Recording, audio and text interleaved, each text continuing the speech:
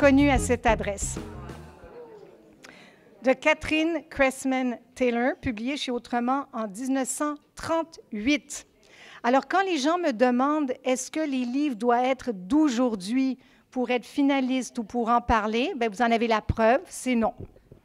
D'ailleurs, j'en avais averti Lorraine Pintal, la directrice du TNM, que ce livre-là se retrouvait comme finaliste, et j'ai dit c'est peut-être un peu grâce à vous, et elle était très, très contente d'apprendre la chose. Alors, écrivaine américaine d'origine allemande, Catherine Cressman Taylor est née en 1903 à Portland et est morte en 1996.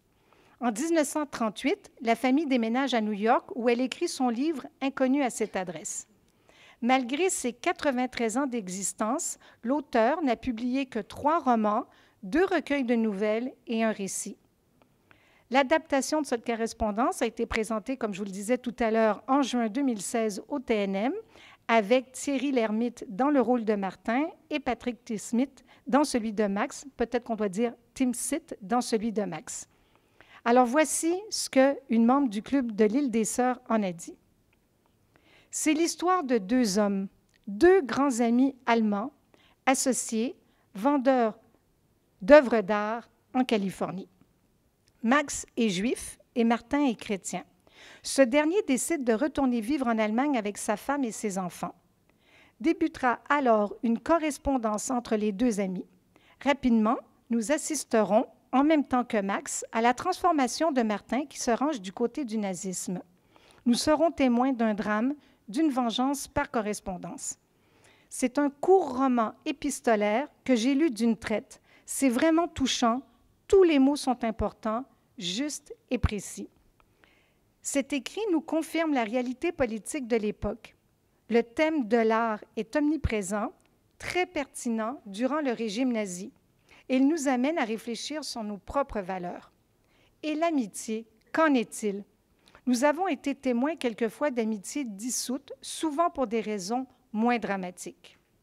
Alors voilà ce qu'il en était pour Inconnu à cette adresse, Address Unknown, si vous décidez de le lire en anglais. D'ailleurs, le livre a été publié dans plein de maisons d'édition diverses du fait que 50 ans après le décès de la vie de l'auteur, vous et moi, nous pourrions republier ce livre-là et n'avons pas de droit de regard ou d'auteur à donner pour le titre. Alors, si je vous dis ça, c'est parce qu'il y a eu quelques ouvrages dont la préface était faite par, il fallait que je le nomme une fois au moins aujourd'hui, par Philippe Claudel. Vous savez mon amour de Philippe Claudel. Mais je vous assure, le livre est de 60 pages. La préface de Claudel est formidable. Si vous avez la chance de la lire, ça vaut vraiment, vraiment la peine. Moi, ma première question par rapport à ce titre, Inconnu, était au singulier. Est-ce que vous ne trouvez pas que l'auteur aurait pu mettre Inconnu au pluriel? Ça aurait pu, parce qu'un inconnu à cette adresse, ce n'est pas qu'une fois. C'est rare qu'un livre... Voilà, ça règle le problème. Ce n'est pas pour rien que je vous l'ai donné en anglais juste avant de dire ça, parce qu'effectivement, ça règle tout. Alors, c'est, je pense, la première fois qu'un roman épistolaire se retrouve comme finaliste. Moi, je trouve que c'est important d'en lire. Ce n'est pas toujours facile, comme ce n'est pas toujours facile de lire du théâtre non plus. Mais quel livre touchant, dont on ne pourra rien dire d'autre, bien entendu, au niveau de son contenu, mais qui voudrait nous adresser la parole et nous dire quelque chose à propos de ce livre-là? Bon. Laval. Voilà, voilà. Merci. Bon, voilà, pour ce livre, moi, j'ai été tellement émue par cette écriture.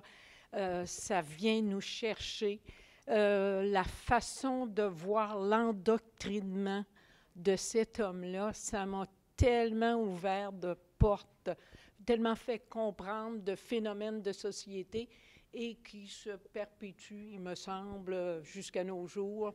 Alors, une écriture bouleversante et les quelques commentaires que j'ai entendus ici et là, tout le monde a lu ça là, d'une traite très rapidement parce qu'on ne peut pas faire autrement que vouloir continuer cette démarche-là d'une intensité incroyable.